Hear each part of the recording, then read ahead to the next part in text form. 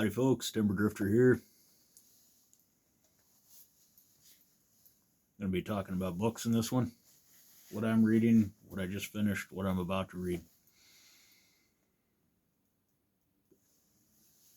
Smoking some Newminster number 400 Superior Navy Flakes in a Stanwell Zebrano.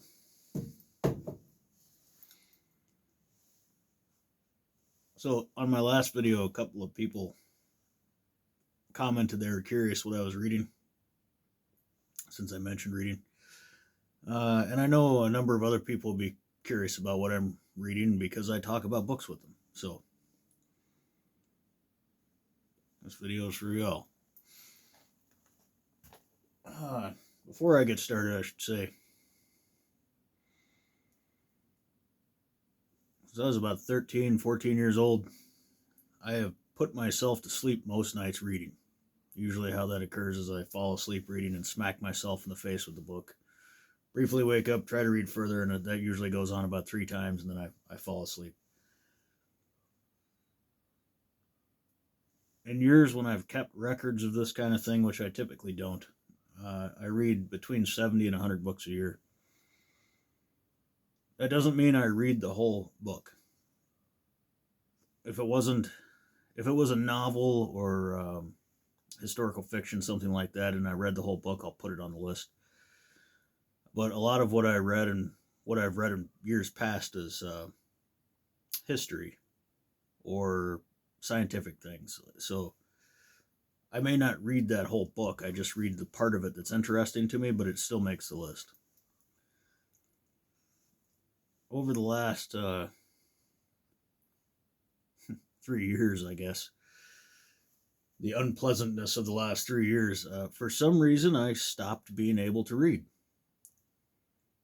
for pleasure. And I've talked with a number of other people that were bookworms that had the same experience. And I've also talked to the number of people who maybe hadn't read a book in the last 10 years that became voracious readers over the recent unpleasantness. So I don't know. Either way, I'm back to it, which is a great pleasure to me. And as I've mentioned before, good for my mental health.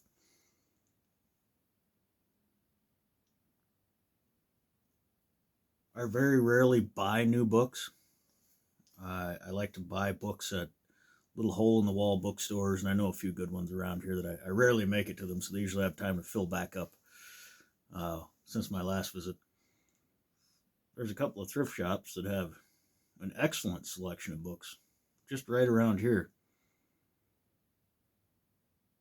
and a couple other thrift shops that are worth looking at, but maybe I buy a book once a year, because the typical selection is all the New York Times bestsellers that I doubt anyone actually read. But every once in a while they get something neat. So most of my books are used. I rarely pay more than $1 for them. At my favorite thrift store, it's $1 for a hardback, 50 cents for a paperback, and then the ones that have been there for a while get down to 20 cents, 10 cents, 5 cents, and then free. So this is one of those. This is Deathlands, James Axler. So I used to read these when I was a teenager. It's post-apocalyptic fiction. I haven't read or even seen one of these books in probably 20 years or thereabouts. I don't know if I'll like it, but it was 20 cents, so I'll take a look at it. The other one was kind of a strange coincidence. Alexander Solzhenitsyn, the Gulag Archipelago. So there's been a lot of talk about this book the last year or two. I see a lot of people talking about it, and with good reason. I read this book long enough ago that I don't know when it was, and I don't have a copy of it. And I've been wanting to pick up a copy because there's parts of it I want to read again. And recently, when walking into my favorite thrift shop, I thought, I bet I'm going to find a copy of that today. And the first thing I saw on the shelf was this. So that was kind of neat. So I'm going to be digging back into this one. This one's a copy from 1974. And I like books that have inscriptions in them. It's kind of neat. Another one that I just finished, Farmers of 40 Centuries. This one's quite interesting as well, but it's a dry read. It took me about, I think, 6 months to read it in total, maybe less. Permanent Agriculture in China, Korea, and Japan by F.H. King. I think this was written, or 1911 it was published. Person travels around and just takes in the culture and how the agriculture was employed. I learned quite a bit from this book. And living in an area, as I do, with very poor soil, it's interesting to see how things were done in China over a long term. So, good one. Educational. I received a couple of books for Christmas. The Flower of Battle by Meister Ludwig. This is an arms manual.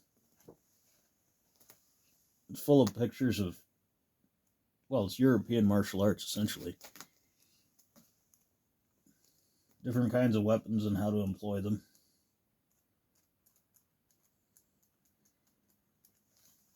Love that kind of stuff. The other one, James P. Beckworth and T.D. Bonner, The Life and Adventures of James P. Beckworth. One of the mountain men. The guys who went west in the 18-teens through the mid-1830s to trap beaver. I didn't know this book existed. I thought that I had read all of the books, either by the mountain men themselves or written by someone else that knew them. I didn't know about this one. This was a Christmas gift from a friend that I am still trying to figure out how to contact, since I no longer have the same phone number or email address. So I'll work it out eventually, or I'll find where I have written down their contact information. But very cool. I like that book. I'm looking forward to getting into it. So one that I'm almost finished with, and that set me on a path of watching lots of documentaries on a channel called Slice. It's mostly documentaries on that channel, as far as I can tell. What was this one? The Judith M. Hyman, The Airmen and the Headhunters, a true story of lost soldiers, heroic tribesmen, and the unlikeliest rescue of World War II. This is a not fiction. Pretty well researched. I think it took her a decade to write this. A B-24 bomber is shot down over Borneo during World War II. And Borneo, the interior of Borneo, wasn't even mapped at that time, I don't think, or at least they didn't have maps of it.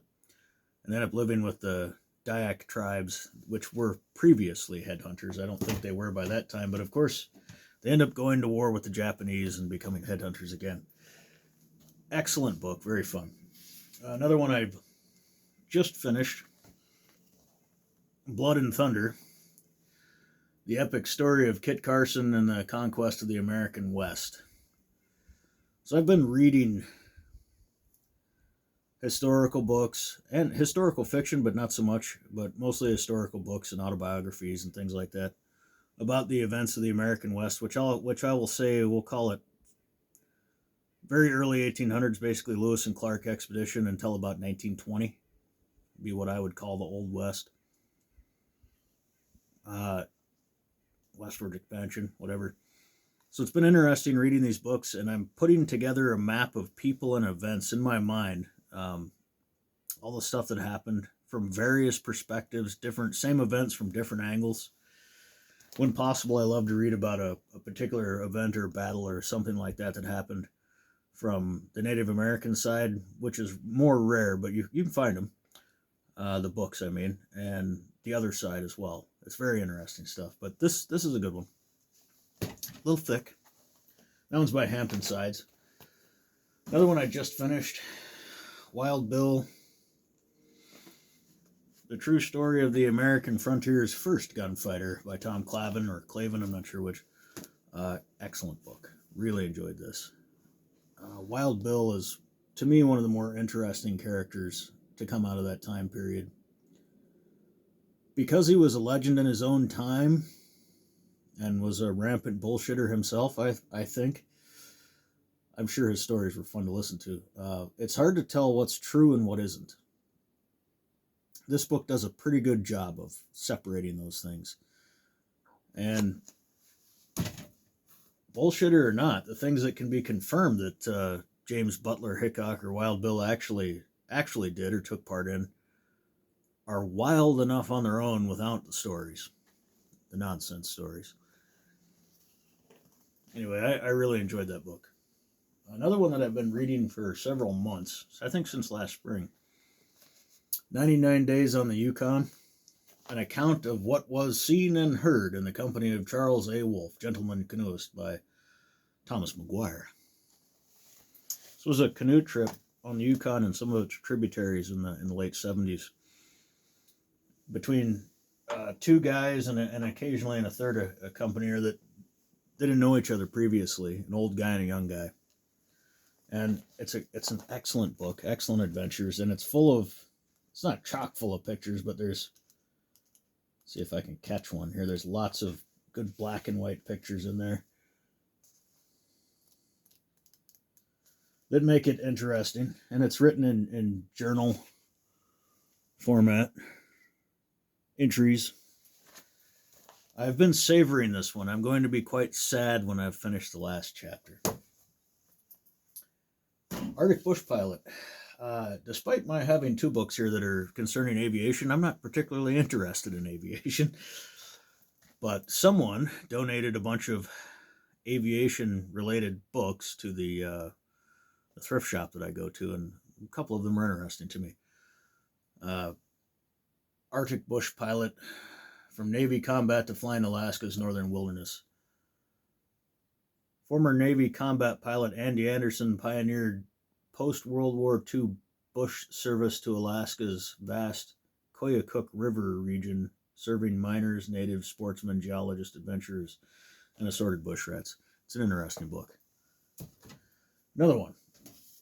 Tracking Mackenzie to the Sea, Coast to Coast, and 18 Splashdowns. And I like that someone noted on here, equipment carried, page 186. The first crossing of continental North America had to wait 300 years from the time Columbus landed on the rim of the New World. It was made by Alexander Mackenzie in 1792-3, an epic trip terminating at Bella Coola, an Indian village at the head of a fjord on the Pacific Ocean, 4,500 canoe miles from Montreal. So I read Mackenzie's journal, which is very interesting. So this is interesting to me because of that. And this guy retraces the route in summer of 1990, alone in a small float plane. I'm enjoying this book as well. The next one, I love all of Calvin Rutstrom's books.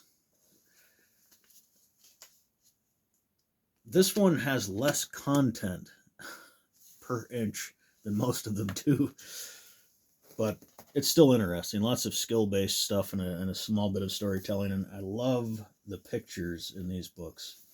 That old style of illustration. I don't believe those are woodcuts. I forget what that method is called, where a page is covered in black ink and then you scrape it away. I think that's the method being used. And of course, some of it's sketching as well.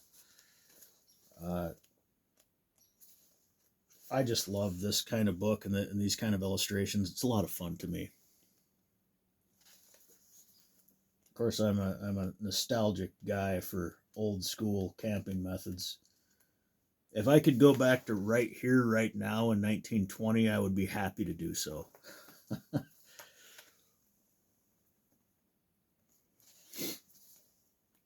If you get this guy's books, this one isn't the best for that, but if you come across this guy's books that are skills-based, you can pick up a lot of information that's worth having.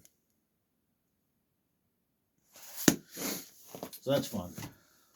I'm going to relight my pipe here. So the next book, I'd heard of this book. The Life of Lazarillo de Tormes, translated by W.S. Merwin. I probably wouldn't have picked this up if it wasn't translated by Merwin, who's also an interesting author and poet. If it's the same W.S. Merlin that I'm thinking of. Merwin, I mean. This book had stickers. I'll bet it had a dozen price tags right here and right here, just over each other. I cleaned those off. I couldn't get this off. It's going to tear the cover. And then, of course, it's got several price tags here. This apparently is... it's apparently required reading in some college course. So this book has been all over the place. It is full of pencil markings and different colors of highlighters. Even apparently a highlighter had exploded and this got set down in it at some point. Either way, this book was written in the 1500s. What do they say about it? The author is unknown. I'm going to give it a go. We'll see if I find it interesting or not. 2 books by Michael, I don't know if it's Punky. I've never heard it pronounced. It looks like that's how it would be pronounced. Punky. Or Punk. I don't know. Either way. The Revenant, which of course I've read. I've seen the movie, and I've read, I think, 2 books about Hugh Glass, the actual person that the event happened to. He was quite a hell of a character. Another mountain man. I've not read this. I'm getting ready to read it. Same with this one, Ridgeline. I started this one and I'm coming back to it. This one concerns the... Well, this is historical fiction like the last one, 1866. I'm sure I'll enjoy it once I get into it. Another one I'd been looking for a while. I love these kind of jungle adventure books, especially when there's a anthropological or... What's the word I'm looking for? Anthropology isn't the right word. Archaeology. When there's a bit of that concerned. This one looks great also. And I've been wanting to find a copy of this book, and I think I got that for 50 cents. And that was The Lost City of the Monkey God by Douglas Preston. Vermilion Drift, William Kent Kruger. There's a bunch of these books, and the character is Corcoran O'Connor, or Cork O'Connor. They're mysteries. They're fun. They take place in northern Minnesota, which is very similar to where I live. They're a fun read. They're always a fun read. Next, I picked this up, just like this and the Wild Bill book I picked up at Snowbound Books in Marquette, Michigan when I was up there recently. That's one of my favorite bookstores. I suggest if you're in the area, you check it out. This is called Drunk by Edward Slingerland. How we sipped, danced, and stumbled our way to civilization. I'm going to start this one sometime this month. And lastly, I guess I'll mention Sherman Alexie, Indian Killer. I don't know if I've read this book or not. I think I've read all of his books. I'll have to start into it and see. But there's no description on the back. There's just a picture of Sherman Alexie. Back in the old days, before you could just Google stuff, I would not buy a book that just had a picture on the back with no description. But these days, it's not so important. But anyway, I'll see how this book is when I get into it. I may have read it already. I think it was published quite a number of years ago. Anyway, Sherman Alexie is probably one of my favorite authors. I don't think I've ever read one of his books that I didn't enjoy. Or even ever put one of his books down halfway through. But, yeah, 96, so I probably read it. We'll see. It might have escaped me. Anyway, I usually have 4 or 5 books going at one time. If something gets a little slow or I'm not in a certain mood in an evening, I'll pick up another one. So that's how I'm spending my evenings these days. Reading by the wood stove. Usually with a headlamp, not with lantern light. I find it a little easier on the eyes to read with a headlight in the middle of my forehead, projecting light outward.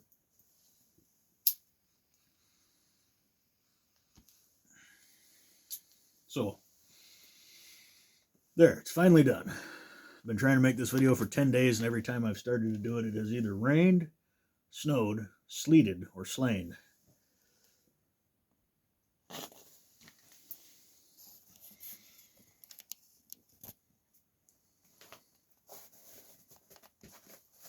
get my head out of the way here.